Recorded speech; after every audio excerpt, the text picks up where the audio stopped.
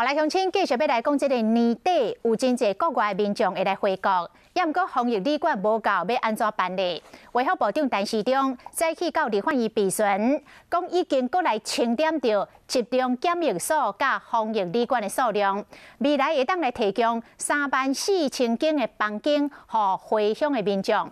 另外，回国的民众若已经有注2剂疫苗，检疫的时间是毋是会当缩短为7天加7天？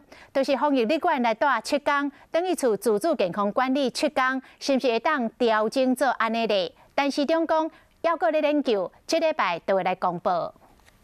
春节返乡，卡车紧爱升定防疫旅馆，指挥中心讲要扩大防疫旅馆和集中检疫所量能制度。春节这段期间，你 total 准备起来的房间大概有多少？有没有超过5万呢？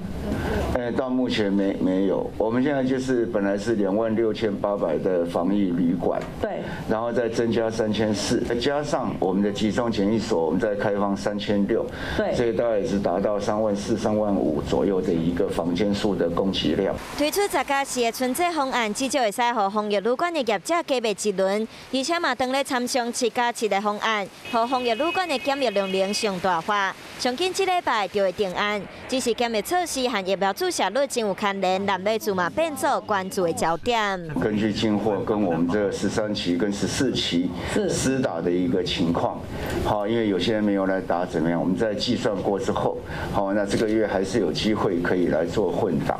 目前台湾第一剂疫苗注射率7成，第二剂来到3成7，年底的目标是什么？我们大概追求的目标是多少？大概什么时候可以完成？我们现在先估计大概到12月中，我们希望能够达到60%以上的第2剂的覆盖率。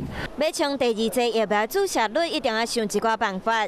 有工会专家认为，除了针对注完2剂疫苗的民众，减少检疫时间，改做7天加7天，即摆嘛应该开始难咧做啊。因为打过疫苗的不同而有不同的做法。第二个又允许混打的时候，我想台湾的这个第2剂的这个施打的意愿民众会很乐意去配合。增加2剂疫苗注射率，而且改变检疫的时间，才会当因应后一波新冠疫情的冲击。